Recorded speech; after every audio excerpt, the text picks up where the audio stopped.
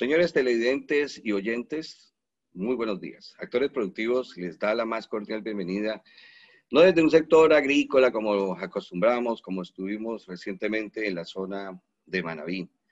Y tenemos que saludar cordialmente a Javier Ponce, sociólogo. Él ocupó la cartera de Agricultura y Ganadería del 2012 al 2017. Qué gusto, sociólogo. ¿Cómo están los vientos por allá en Quito y la agricultura, ya que usted está más allegado a esta actividad y a la ganadería hacia el norte del país? Bueno, buenos días, Juan Carlos, ¿cómo está? Mucho gusto poder charlar con usted. En más de una ocasión lo hicimos cuando yo estaba en el ministerio y siempre me ponía las preguntas difíciles No, con trampa, no, pero no. ahí nos defendíamos.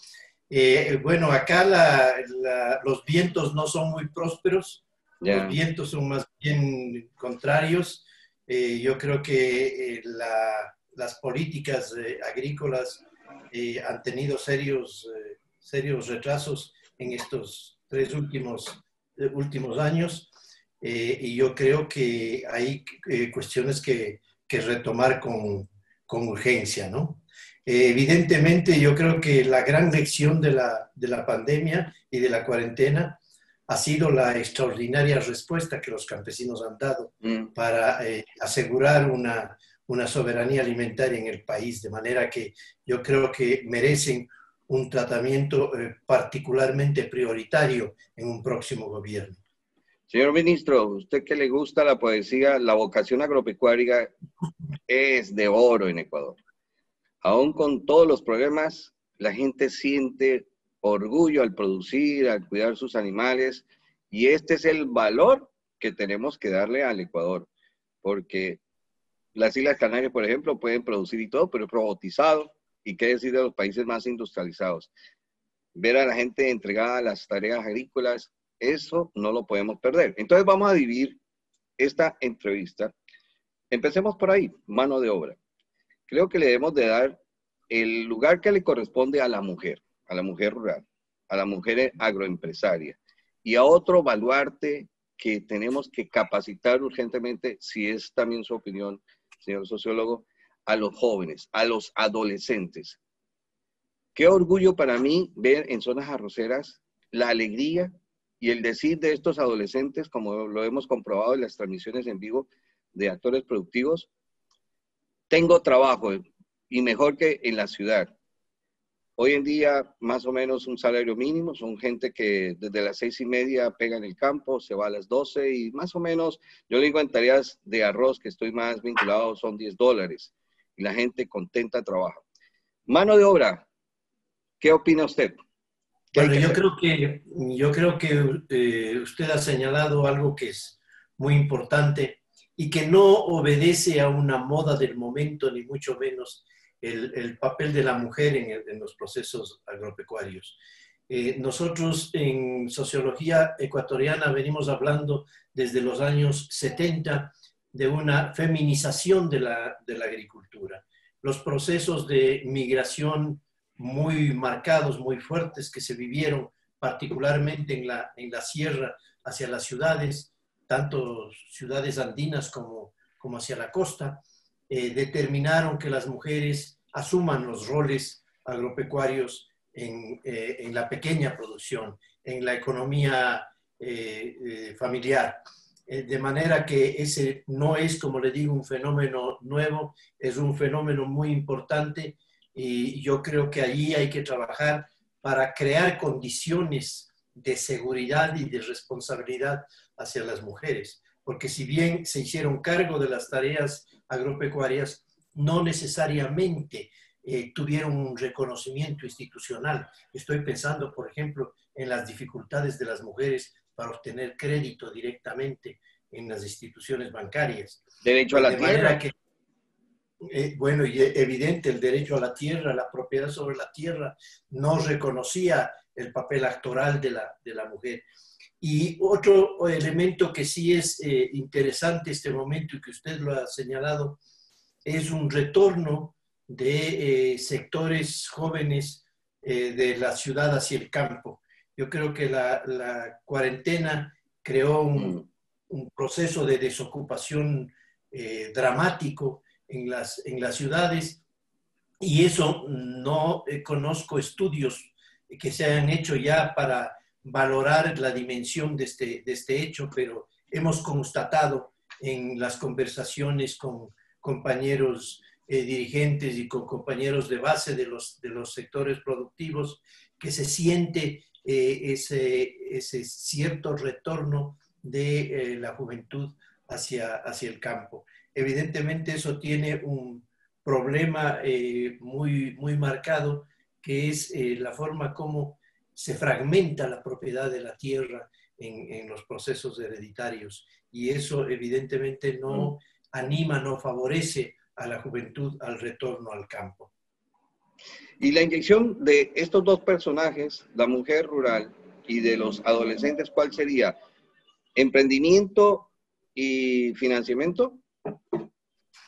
Bueno, yo creo que es muy importante, particularmente en el caso de los jóvenes, el papel que puedan jugar en la apertura a incorporación de tecnología dentro del sector agropecuario. Y ese es un elemento fundamental que nosotros debemos considerar. El hecho mismo de la importancia de la agricultura y del sector agropecuario en el Ecuador no tiene el reconocimiento colectivo necesario. Y en parte porque no hay un aporte tecnológico que le agregue valor a la producción, que transforme la producción. O sea, resulta realmente paradójico que nosotros llevemos 180 años exportando el mismo cacao. Perfecto. Y que no hayamos desarrollado un valor agregado importante. Entonces, ese es un elemento que la juventud puede incorporar, además para superar ese prurito que nos hace mucho daño de la primarización de la economía ecuatoriana.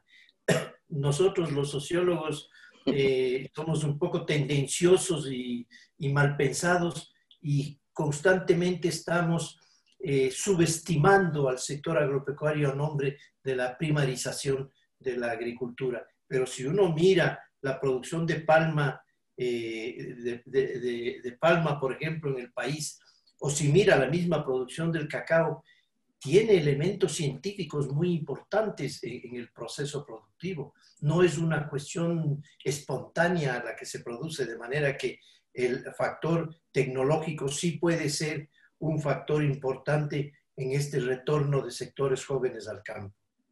Usted que estuvo en la actividad gubernamental, yo le hago una pregunta. ¿Por qué el gobierno, y discúlpeme y lo digo con todo respeto, es miope para llegar al desarrollo agropecuario? Y lo digo así porque no les dan lo que usted menciona, investigación, la tecnología para que el país sea más productivo. Yo le pongo un ejemplo. Ay, perdón, aquí le pegué a la computadora. El ejemplo es con arroz. Vea, señor sociólogo, hace unos días estuvimos en Manabí. Qué manera de sembrar con piola, espectacular. Pero el distanciamiento, hasta ahora averiguan ellos que colocar por metro cuadrado 16 puntos o sitios de siembra, el agricultor pierde 1 tonelada. Póngale la variedad que le ponga. ¿Quién ha hecho la investigación? Internamente ingenieros agrónomos, que ese es otro problema. Aquí nadie escribe, vuelvo y repito, pero no hay una constatación de estos procesos de mejoramiento. 1 tonelada. El mismo INEA dice 16 puntos por metro cuadrado. A eso voy yo. No nos hemos modernizado. Hasta los mismos piladores hoy en día se sorprenden de los picos de cosecha. Oye, no hay picos de cosecha, qué raro. Y de los flujos de producto es mucho más rápido, la misma recepción. Es decir, internamente estamos cambiando mucho más rápido que externamente. Entonces, ¿por qué el Estado no se pone a, como dicen, a tono, a la misma velocidad de los cambios? Bueno, una de las constataciones más penosas que yo realicé cuando llegué al Ministerio de Agricultura y Ganadería es que en ningún producto éramos competitivos, en ningún producto agropecuario llegábamos a niveles de producción que estaban vigentes en la región. No hablemos de sectores más alejados. Yo recuerdo las conversaciones para una posible asesoría brasilera en materia de arroz, por ejemplo.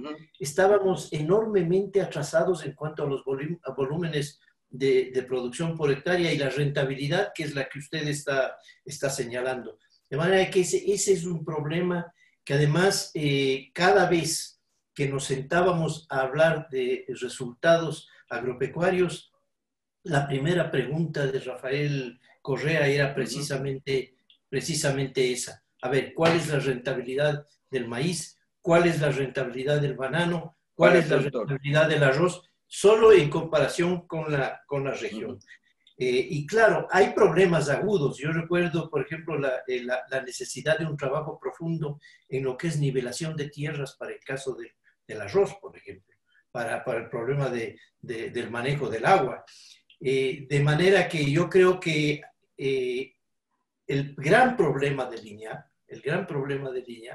es que está absolutamente desvinculado de las realidades agropecuarias. No hay una investigación que tenga retroalimentación. La retroalimentación es la publicación en una revista de catálogo internacional. Esa es la única respuesta que se da en el campo del l'INAHP.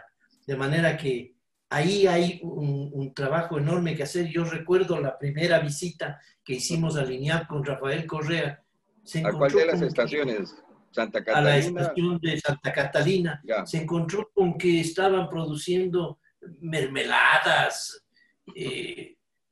maíz dulce, o sea, estaban produciendo cosas que no tienen nada que ver con la investigación. Ya. Y era dramático. Yo recuerdo en los años que he estado vinculado al sector, era dramático ver a los técnicos del l'INAHP en la vera de los caminos vendiendo los productos que producían en sus fincas experimentales, que no tenían una respuesta del Estado en materia económica. De manera que, y yo lo he escuchado en estos días, y lo escuché el otro día en un diálogo con el sector campesino, al candidato a Andrés Arauz, decir, una de las prioridades de nuestro gobierno será la investigación. Yo creo que a la investigación hay que ponerle un peso significativo, porque si no, no vamos a lograr niveles de rentabilidad y de productividad aceptables. Usted estuvo exactamente 5 años, y una cosa es ver el bosque cuando está metido y otra cosa desde afuera. Y vamos a uno de los temas, después de hablar de investigación y lo de l'INAHP. Sí, es muy triste, y eso que usted no se ha fijado últimamente, ir a la del Litoral Sur y ver en la estación Litoral Sur, el banco de germoplasma perdido, de frijoles, de leguminosas, maní, soya, perdido. ¿Quién le da respuesta? Vaya a ver lo que ha perdido el país. ¿Y cómo vamos a hacer fitomejoramiento? Semillas. Mientras, por eso Perú es tan productivo. Mire, el línea de allá, cuántos materiales ahorita no está entregando, tinajones y demás, probando permanentemente, pero vamos a la inocuidad alimentaria, si le parece. En ese asunto, el mundo va más desarrollado. Ya Europa puso en aviso que en trazabilidad va a ser más estricto y se encuentran residuos de tóxicos, y a su vez le está diciendo a los agricultores, señores, hasta un tope máximo del 30% en su desarrollo de cultivos. No me acuerdo al 2030, no me acuerdo en estos momentos exactamente la fecha, pero ya es el campanazo que el mundo vive. Dígame usted, ¿qué piensa sobre eso? Bueno, yo creo que hay en algunos productos se han superado situaciones muy graves que existían. Yo estoy pensando así de primera mano el caso de las flores, por ejemplo. Ahí hay realmente el desarrollo de una importante investigación y de una importante sustitución de productos altamente tóxicos en materia de flores. Pero evidentemente es doloroso decirlo, no por una toma de conciencia, sino por las exigencias del mercado internacional. Y es lo que usted señalaba hace un momento, ¿no? Y esto, Ahora, ministro, y evidentemente el problema cuesta mucho. de recurso porque una tecnología alternativa es más cara, ¿no? Ahora, tiene compensaciones en materia de precios, por ejemplo, el caso del banano orgánico, por ejemplo. El banano orgánico tiene un precio mucho más interesante que el del banano tradicional de monocultivo, de manera que esas alternativas son caras, pero van tomando cuerpo, van tomando cuerpo. Yo veo que el sector de productores orgánicos va creciendo, las posibilidades, las exigencias del campesinado están ya orientadas hacia la suplantación de ciertos elementos tóxicos, pero todavía hay una alta dependencia, sobre todo en productos de exportación, hay una alta dependencia de los elementos tóxicos, ¿no? Y es fácil entender esto, ministro. La curva, hay dos curvas en la producción agrícola que usted encuentra. Costos de producción y producción o productividad. Si se estrellan las dos, fácilmente. El agricultor está trabajando para pagar a las casas comerciales. Yo no estoy en contra de las casas comerciales, pero es la realidad del mercado, esto. Por eso el de financiamiento y más el chulquero y todo lo demás no encuentra respuestas. Hoy en día el agricultor, bueno, ¿cuánto me va a quedar? Lo que usted decía, esta producción, ¿qué tan rentable es para el productor? Porque bonito el cultivo, bonito todo lo que le he hecho, la famosa revolución verde, pero ¿qué tanto es la utilidad del productor para seguir en este negocio? Lo que pasa también es que tradicionalmente ha habido un desfase entre costos de producción y mercado y precios, ¿no? Sí. Entonces, el sector productivo no alcanza a hermanar estos dos factores fundamentales que son los costos de producción y los precios de venta. Más aún con la enorme cadena de intermediación que el sector tiene que soportar, ¿no? Y yo creo que ese es un trabajo en el que hay que hacer mucho hincapié, y la intervención del Estado tanto en el caso de la investigación que señalábamos, que tiene que ser muy intensa, pero también en términos de fortalecer la penetración campesina en el mercado. Tiene que haber mayor presencia, mayor empoderamiento de los productores a través de centros de acopio, a través de Claro. mercados alternativos, etcétera, para enfrentar el fenómeno de los precios y tener algún nivel de rentabilidad. Seguimos con el tema de inocuidad alimentaria. Me pongo en la realidad del productor y yo fui uno de los que dije, no, vamos a sacar arroz orgánico. El ministro, y yo le digo así, discúlpeme, ya de costumbre, de la información que usted nos entregaba permanentemente. Volviendo al arroz, teníamos el semillero. Oiga, ¿con qué? Así, se lo digo tal como me llamó el que estaba a cargo donde estaba haciendo el semillero, le digo en campos de Ite Lozano, y me dice el señor, ¿aplicamos insecticida o la langosta se come todo?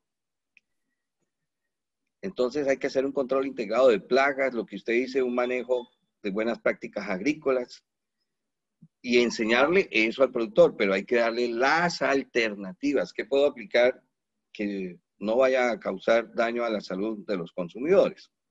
Esa es una de las realidades que vive el agricultor, ¿no?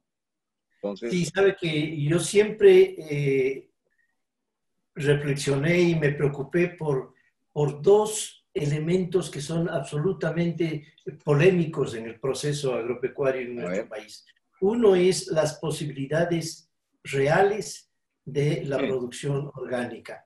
Eso se puede decir con mucha facilidad, pero realmente hasta dónde es posible avanzar y a qué ritmo y con qué respuestas, porque no se puede improvisar un proceso orgánico.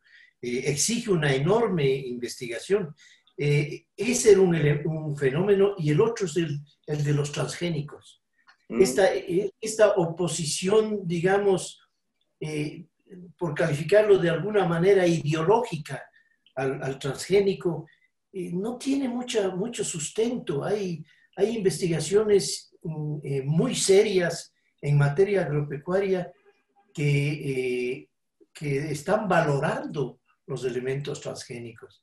El problema es el monopolio que pueden tener ciertas grandes productoras mundiales de transgénicos. Ese es el problema, pero el problema no son en sí ellos. Y evidentemente yo no veo cómo vamos a poder ser algún día competitivos en trigo si no vamos a manejar el elemento transgénico.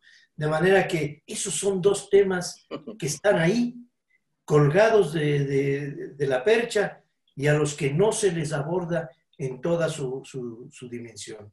Y sobre todo porque las plagas y enfermedades cada vez son mayores. Y debemos de salir, señor Javier Ponce, de la tal revolución verde. Tanto las empresas que venden insumos como los agricultores, porque siempre nos meta esto y obtiene mayores rendimientos. Entonces, y la salud de los consumidores y la economía del productor, tenemos que sincerarnos en este asunto, ¿no le parece? Sí, bueno, la famosa revolución verde que nos vendieron en los años 60 como la gran panacea de la agricultura, eso se agotó y demostró sus falencias a través de estas décadas. De manera que hay que tener otras respuestas, pero hay que pensarlas muy bien. Hay que trabajar todos los elementos. Usted no puede eliminar la langosta de la noche a la mañana. Es un proceso de tratamiento de la tierra, del tratamiento del agua, de los nivelaciones, etcétera. No es tan sencillo. Conocer la biología misma de la plaga. No hay investigación aquí. ¿Cuáles son las malas hierbas o la vegetación que puede ser hospedero? Lo que usted dice. O unos cultivos mal llevados, por ejemplo, en soya con mosca blanca. Acabó con cultivos a la redonda de este señor de curcubitáceas. Esa es la realidad que usted dice. Así es. Bueno, reserva estratégica, mirando que sí, ahorita estamos en arroz. Lo dudo, señor. Ya no hay esta estrategia porque los hilos de laguna están vacíos. Las piladoras, menos mal, por eso la estabilidad del precio del arroz, ya no hay picos de producción. Hemos tenido en arroz lo que yo llamo los cambios que hay que ajustarnos. En leche, coméntenos algo de leche. Al productor los queseros le están pagando 15 centavos, 20 centavos en campo, en finca. Sí. No, bueno, el problema de los alimentos estratégicos, nosotros impulsábamos dos fundamentalmente, como usted lo sabe muy bien y lo acaba de señalar, el arroz y la leche, ¿no? Pero es increíble cómo se ha ido debilitando esa política de manejo de las reservas, de manera que, como usted dice, este momento, no, y en mi misma época en que yo estaba en el ministerio, yo tenía serios problemas para conservar a través del Banco de Fomento primero y a través del Ban Ecuador el financiamiento necesario para la reserva de leche. Pero las cosas son tan paradójicas que ahora tengo una persecución de la Contraloría porque utilicé leche de la reserva en el terremoto de Manabí. Entonces ya no hay... Es para no que hay, se reserva estratégica. Claro. Y bueno, la historia del arroz siempre ha sido mal entendida. Recuerde usted, desde tiempos del ENAC, nunca se entendió el papel que la reserva estratégica del arroz tiene, ¿no? No, y lo peor, señor Javier Ponce, es que esas reservas se convierten a veces en competencia cuando hay excedentes. ¿Qué hacemos con tanto almacenado? Se pierde o lo exportamos. Es un boomerang. Y como siempre yo digo, aquí lamentablemente manejamos mejor la escasez que la abundancia. Cuando hay escasez, si hay plata, todo el mundo lo trata a usted bien. ¿Sí o no? Es cierto, manejamos mejor La escasez que la Así abundancia. es. Bueno, algo de Así es. investigación ya hablamos, lo del precio justo. ¿Cómo llegar al precio justo al productor? Es increíble. Aquí Jaime Proaño lo decía en Actores Productivos que un litro de leche que se vende en un pasteurizada, que se vende en un supermercado, de ese litro que entre 90 a $1 le cuesta al consumidor, le llega el 20% al productor. Bueno, la situación de la leche es ciertamente dramática, porque además la industrialización de la leche está en pocas empresas en el país. Yo Vean, recuerdo unos conflictos muy agudos con prácticamente la única industria de láctea del Austro que manejaba las calificaciones de calidad en función de las necesidades y la aplicación de precios injustos. Esto es, vean. nosotros teníamos que poner controles en la empresa para que no aplicara criterios de calidad que no eran en el fondo una defensa del consumidor, sino eran simplemente un mecanismo para rechazar leche de los productores. Y yo creo que en este momento no hay un solo productor lácteo que pueda decir que tiene una ganancia aceptable y que tiene una rentabilidad aceptable. El sector lechero está, y suena feo, pero está prácticamente quebrado Sí. en el país. Y en cambio Cada de vez generación, ya, sígame.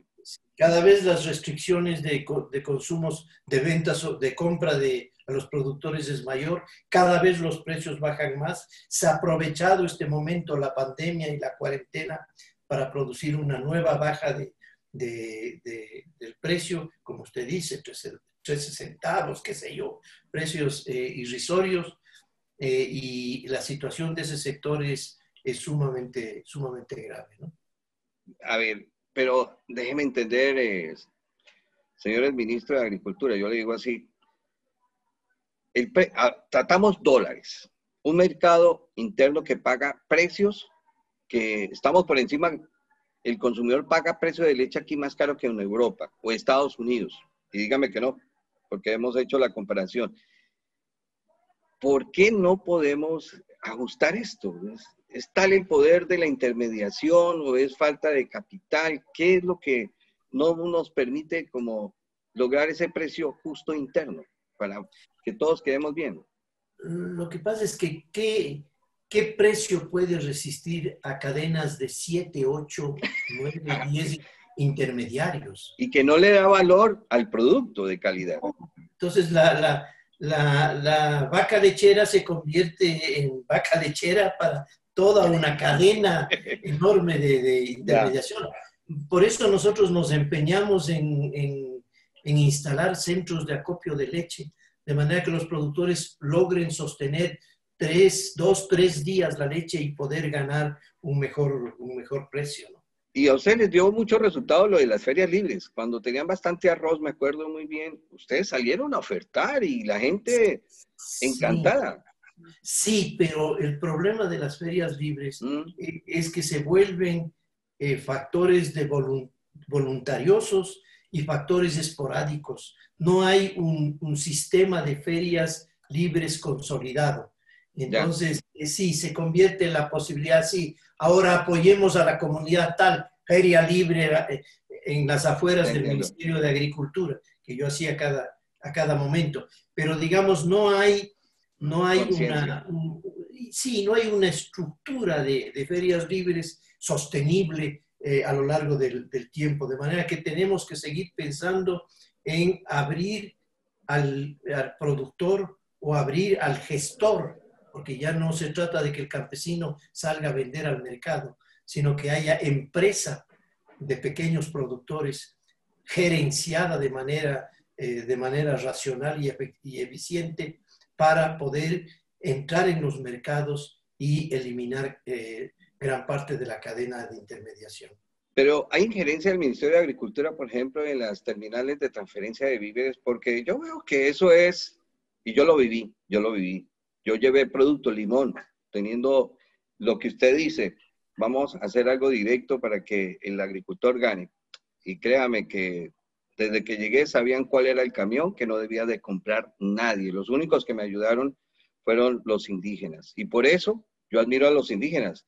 Y le aseguro, señores ministros, y a usted que le gusta la sociología, más del 50% de la comercialización de perecederos está en manos de comunidades de la sierra, indígenas. Sí, sí, y es muy difícil. No hay injerencia en los mercados mayoristas Hay que desde hace, hacerlo. pero hay que hacerlo. Hay que O sea, hacerlo no porque se es la puede quiebra del dejar de productor. hacerlo, cueste lo que cueste, tiene que haber una intervención estatal en el mercado. De lo contrario, esto no tiene salida. Yo lo digo en pocas palabras. Es, como dicen, el poco reconocimiento económico al productor y la carestía al consumidor. Así es, así es. Es Y increíble. además es un problema de alianzas rural-urbanas, porque el sector urbano también es altamente perjudicado por ese proceso de intermediación. Bueno, Ahora, es interesante, al menos se ha vivido en Quito, yo no le podría dar cuenta de otras ciudades, pero es interesante el fenómeno que ha producido la cuarentena en este sentido.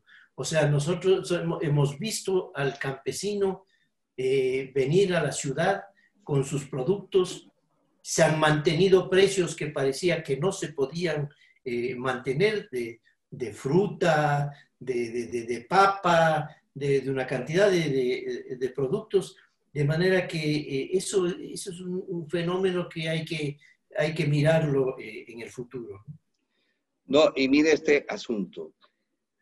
El precio justo, es decir, tratar de revertir el margen a la producción, al productor, porque eso redunda en la economía local. Cuando el precio del arroz está bueno y los agricultores arroceros ganan, vaya Daule, vaya Salitre. Ah, eso es vida. La gente cambia, la gente progresa. Lo que pasó en maíz, le digo la experiencia, nosotros no llegábamos al autoconsumo y le doy con nombres, está Libera, pone el precio a $16. Él fue antes que usted, ¿no? ¿Está Libera o no? Sí, ¿no? No, no, no, Pero no. después, Fue el antecesor mío, sí. El bueno, antecesor mío, sí. le cuento la historia. Siempre las peleas en los comités consultivos. También tengo que reconocer la labor de Leonardo Escobar. Bueno, está Libera venía de un ingenio azucarero. En esos momentos él, no sé cómo llegó al Ministerio de Agricultura, pero Yo el hecho tampoco es que sé. él averiguó cuánto me cuesta el maíz importado y ya eso tiene un término técnico y ahorita Internado. internarlo, 16.50. Ah, pues, no se diga más. Y como ustedes no se ponen de acuerdo a la cadena, el ministerio tiene la facultad de poder establecer el precio mínimo y lo puso a 16.50. En menos de nada, Ecuador logró por encima del 1.000.000 y pico de toneladas, que es lo que necesita la industria. O usted cámbiame la película, tal vez estoy errado, mi memoria no me funciona, pero fue algo espontáneo, lo que hace un precio es impresionante. Sí, fue interesante y a partir de ese elemento del precio que se había logrado, cuando yo llegué al ministerio, nosotros establecimos una política por la cual no entregábamos permisos de importación de soya a la industria, a la procesadora de maíz, mientras no se consumiera toda la producción de maíz duro nacional.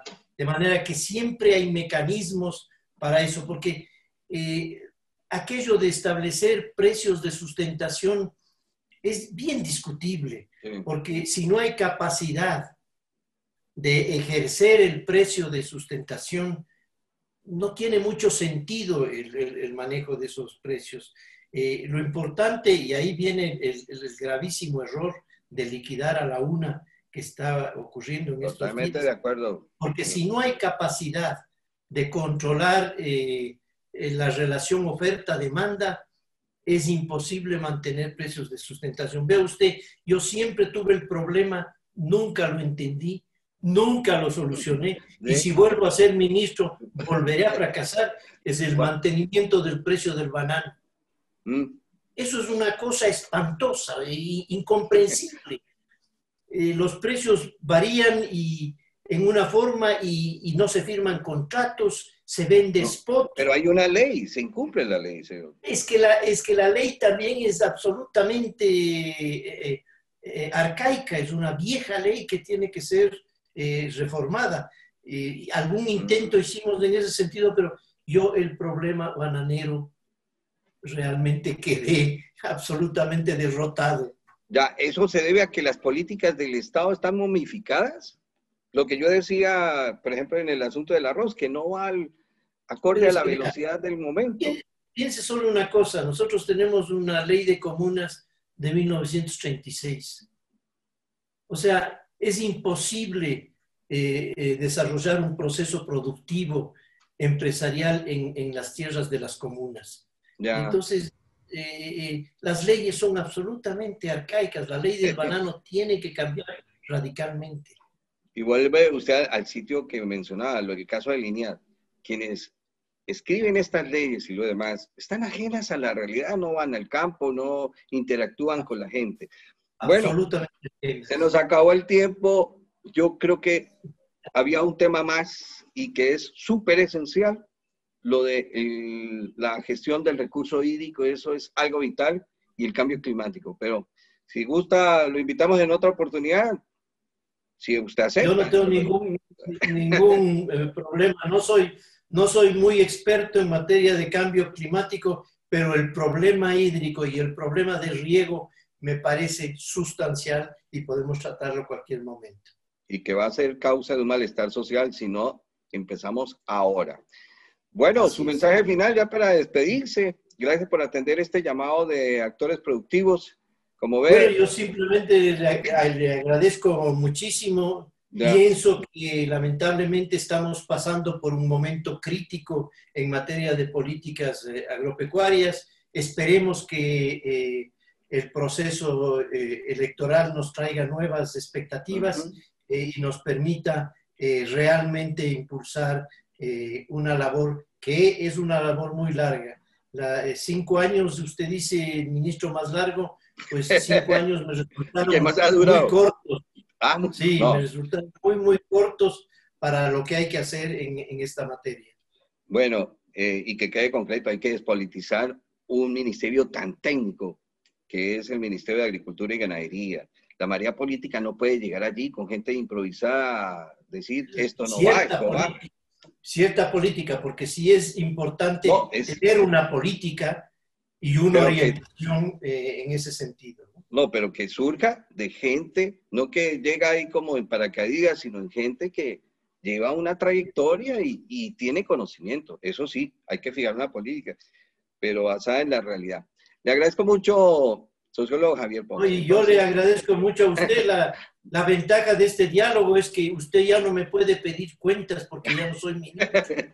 no diga eso porque después nadie me asiste a las invitaciones que hago.